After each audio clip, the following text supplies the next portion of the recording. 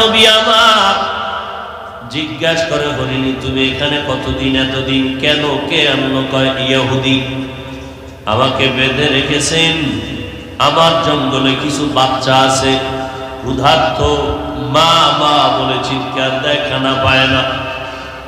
নবী আপনার কাছে একটু সময় চাই, আমাকে জবাই দিয়ে খেয়ে ফেলবে সেটা ভিন্ন, তবে আমাকে এভাবে কষ্ট দেয় আমি সইতে পারি না। জঙ্গলে কিছু আমার বাচ্চা, আপনি যদি একটু অনুমতি দেন আমি জঙ্গলে গিয়া বাচ্চাগুলোকে দুগ্ধ পান করাইয়া চলে আসব। মায়ার নবী চিন্তায় পড়ে গেলেন, ইহুদি থেকে অনুমতি নিয়ে তো ছাড়তে হবে, তো না পারি না। রহমতের নবী ইহুদির বাড়িতে ঢুকছেন, ইহুদি দেখা বলে, কে তুমি? বলে আমি আব্দুল্লাহর সন্তান মুহাম্মদ সাল্লাল্লাহু আলাইহি ওয়া আলিহি ওয়াসাল্লাম। কি ব্যাপার? যেই দুশমন মুহাম্মদের কথা শুনি সেই মুহাম্মদ তুমি নাকি? বলে হ্যাঁ সেই মুহাম্মদ আমি। সেই মুহাম্মদ মোবাইল বন্ধ।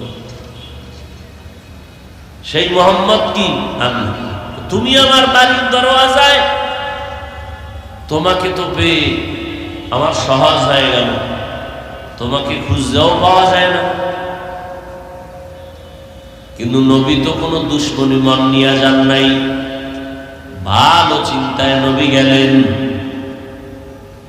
ইহুদি বলে, কেন আসছো? নবী বলেন, ওই গাছের গোড়ায় একটা হরিণী বেঁধে রাখছেন আপনি? বলে হ্যাঁ। বলে একটু যদি সময় দেন ওই হরিণীটাকে ছেড়ে দিবেন, জঙ্গলে গিয়া বাচ্চাকে দুগ্ধ পান করায়া চলে আসবে। চলে আসবে এটা কেমন কথা? হরিণ, পশু পাখি এগুলো কি মানুষের কথা মানে বুঝে? রহমতের নবী বললেন, ও ইহুদি ভাই, আমি জিম্মাদারি নিলাম, হরিণীটা আমার হাতে ছেড়ে দেন। সময়ের মধ্যে যদি হরিণী ফিরে না আসে, যেই অস্ত্রটা হরিণীর গলায় লাগাইতেন ওইটা আমি মুহাম্মদের গলায় লাগাই দিই। কেমন মায়ার নবী আমার, রহমতের নবী আমার। আমার নবী শুধু মানুষের জন্য রহমত না, আমার নবী জঙ্গলের প্রাণীদের জন্য রহমত, আমার নবী উড়ন্ত পাখির জন্য রহমত, আমার নবী সমুদ্রের মাছের জন্য রহমত। আল্লাহর নবী এই কথা বলার পর ইহুদি বলল, একটা সুযোগ আমি পেলাম, ওই হরিণী মানুষের কথা মানবে না এটাই বাস্তব, অতএব যেহেতু মানবে না সে ফিরে আসবে না, ছুরিটা তোমার গলায় চালানো আমার সুযোগ হয়ে গেল। কিন্তু আমার নবীকে আল্লাহ হেফাজতের চাদর দিয়ে রাখছেন।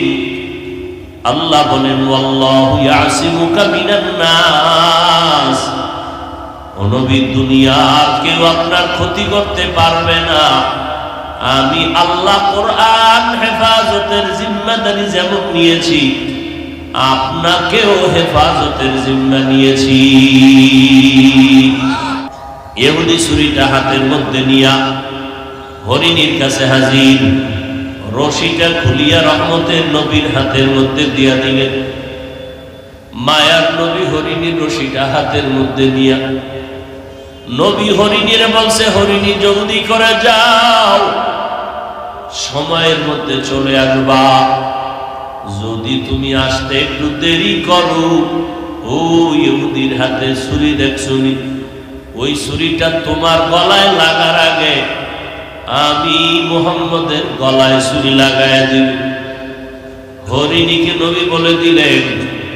হরিণী দৌড় দিয়া জঙ্গলের ভেতরে চলে গেল। আল্লামা জালালউদ্দিন রুমি রাহমাতুল্লাহ আলাইহি জগৎ বিখ্যাত একজন ওলিয়ে কামেল, একজন বড় আলেম, এত বড় আলেম তিনি ঘটনা লিখেছেন মাআরিফে মাসনবীর ভেতরে। জালালউদ্দিন রহমাতুল্লাহ আলাইহি বলতেছেন, নবীজি হরিণীটাকে এই কথা বলা মাত্র হরিণী জঙ্গলায় চলে গেল, গিয়ে একটা আওয়াজ দিছে, ও সন্তানেরা কোথায়, তাড়াতাড়ি চলে আসো। মায়ের কণ্ঠের আওয়াজ পেয়ে বাচ্চাগুলো দৌড়ায়, মায়ের কিনারায় হাজির। বাচ্চাগুলো ডেকে বলে, মা তুমি এতদিন পর্যন্ত কোথায় ছিলা? মা মা বলে জঙ্গলে ঘুরলাম আর তালাশ করলাম, তোমাকে পেলাম না। ক্ষুধার তৃষ্ণায় আমরা পাগলের মতো হয়ে গেছি, খানা নাই। মা ডেকে বলে, তাড়াতাড়ি দুগ্ধ পান করা থাকলে পান কর, একটা সেকেন্ড দেরি করা যাবে না।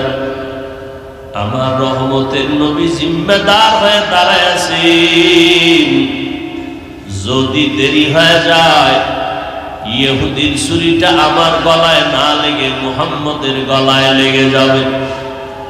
ও মা, মুহাম্মদকে বলে যারে দেখলে কলিজা ঠান্ডা হয়, ক্ষুধা নিবারণ হয়। এই কথা শুই না বাচ্চাগুলো একটা চিৎকার দিয়া বলে, রে মা, যেই রহমতের নবী তোমার উপরে দয়া করার কারণে আজ আমরা পেয়েছি, ওই নবীর দেখলে শান্ত কলিজা ঠান্ডা হয়ে যাবে। আমরা এক ফোঁটা দুধও পান করব না, চলো তাকে একটা নজর দেখতে চাই। এইবার বাচ্চারা দুধ পান না করিয়া দৌড়ায় নবীকে দেখার জন্য। জঙ্গলের হরিণীও দৌড়ায়, টাইমের আগেই হরিণী বাচ্চা সহ নবীর কাছে হাজির। মাথা নত করে যেন কি যেন বলতেছে। ইহুদি তাকাইয়া তাকাইয়া দেখতেছে। ইহুদি ডাক দিয়া কয়, রে আব্দুল্লাহর সন্তান, ওই বাচ্চাগুলো আর হরিণী কি বলে? এইবার নবী বলেন, তুমি বুঝবা না, হরিণীরা বাচ্চাগুলো সব আমারে প্রথমে সালাম দিয়েছে, আমাকে সালাম দেওয়ার পর আমার কাছে ক্ষমা চেয়েছে। আসার পথে দেরি হইয়া গেল নাকি, এই জন্য ক্ষমা চেয়েছে। ইহুদি তরবারিটা ফালাইয়া নবীর দিকে তাকায় চোখের পানি ছেড়ে কান্না শুরু করলো। ও বান্দা, আব্দুল্লাহ সন্তান, তোমার বিরুদ্ধে কত কথাই যে শুনছি, আসলে তোমার আদর্শ এত সুন্দর, তোমার কথায় তোমার প্রেমে একটা অবুর জঙ্গলার প্রাণী যদি পাগল হয়, আর আমি একজন আশরাফুল মাখলুকাত মানুষ হইয়া তোমাকে যদি চিনতে না পারি, আমার কপাল বড় খারাপ। আমাকে তুমি মাফ করে দাও, কালেমাওয়ালা মুসলমান বানায় দাও। মায়ার নবী ইহুদির হাত ধরে আল্লাহর মোহাব্বতের চাপ দিয়া কালেমা পড়াইয়া মুসলমান বানায় দিলেন।